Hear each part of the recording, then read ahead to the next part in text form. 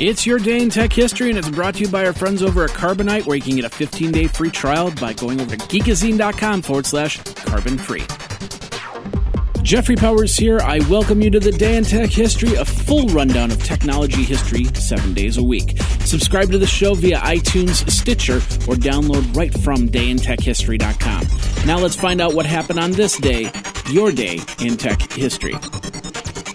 February 28th and February 29th. Of course, since February 29th is a leap year day, then we combine the two together. So we'll start on February 28th, of course. 1956, J. Wright Forrester of the Massachusetts Institute of Technology is awarded a patent for his coincident current magnetic core memory. The device, which Forrester describes as multi-coordinate digital information storage device, would become the standard for solid-state RAM in the 70s. 1959, the Discoverer 1 satellite is launched. 1966, the Federal Communications Commission creates a new regulation aimed at the protecting of the rights to privacy by prohibiting eavesdropping of private conversations by the direct or indirect use of radio-controlled devices. In 1983, a little bit of geeky knowledge here.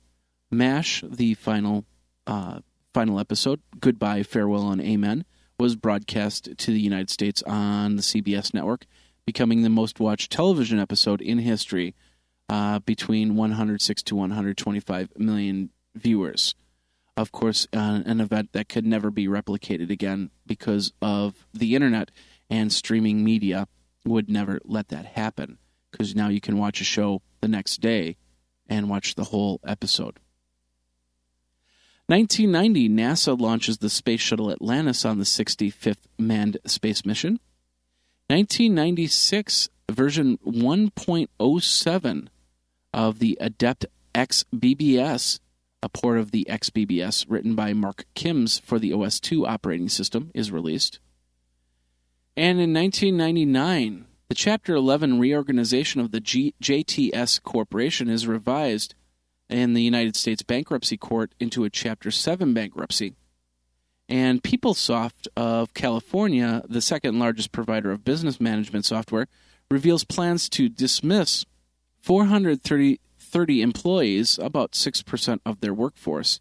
They would also take charge against the earnings in the first quarter of nearly $175 million to create a new business group called Momentum. Also in 1999, Reuters News Service reports that a British military communication satellite had fallen under the control of hackers who have issued terms to its release back to the British government. The newspaper quotes unnamed security sources which claim the satellite was seized nearly 2 weeks prior. Sony Computer Entertainment of America hosts a conference for software and peripherals and developers in California. And now this word from our friends over at Carbonite who want to help you pursue your passion. February is the month of love, groundhogs, and static electricity. Colder homes are nice for computers, but the static charges they give from being too dry can be more than a shock to your system. They could render your computer useless. If you don't protect from the winter month, you could find your machine and all of its data gone. Carbonite is here to help with that. Founded in 2005, Carbonite backs up over 300 billion files to their secure servers, from photos of your newborn to important videos of the family and friends, not to mention those years of scanned documents you've been spending days digitizing. All of it gets stored in their secure cloud so you're protected from fire, theft, other acts, but also able to pull it down from your iPad to show those cute pictures to friends and family. Your data is secure, encrypted, and free from static electricity, and if you are a small business in the healthcare market, Carbonite can help since they are HIPAA compliant. It's your life backed up for $59.95 a year, a small investment in important files. For more information, check out geekazine.com/carbon-free. That's geekazine.com/carbon-free. Back up now, back up often, and back up off-site with Carbonite. Now let's get back into your day in tech history. In 2000, the Quintus Corporation acquires Mustang Software, developers of the Wildcat BBS software. Sega Enterprises publicly announces that lower-than-expected sales from the Dreamcast video game system have led to deep financial losses. And version 0.9.5 of the OpenSSL is released. 2001, Intel unveils 7 new optical networking chips. Those chips allow an optical signal to travel up to 400% farther than before, with speeds up to 10 gigabits per second. Also in 2001, the last cable segment of the Southern Cross cable between Hawaii and California goes into operation.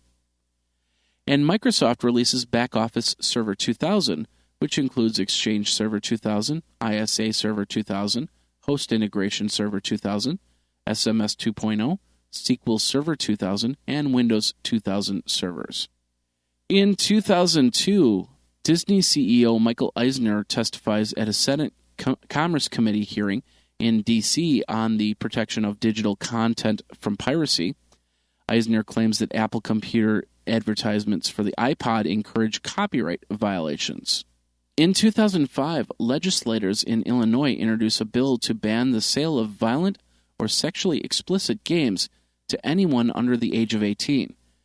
Governor Rod Blagojevich would sign the Safe Game Illinois Act into law on July 2nd.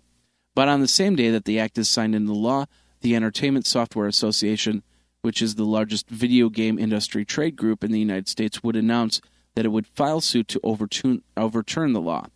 December 2nd, the Illinois District Court issues a permanent injunction against the act, ruling that the two criminal laws is created. The violent video games law and the sexually explicit video games law both violate the First Amendment rights. And on November 28th of 2006, U.S. Court of Appeals for the Seventh Circuit would uphold the lower court's ruling. And in 2008, Apple begins shipping the Wi-Fi hard drive Time Capsule. Now let's switch over to February 29th. It's going to be a short one. 1996, Atari moves its offices from 1196 Borges Avenue in Sunnyvale to 455 South Matilda Avenue also in Sunnyvale. It's about 2.5 miles away.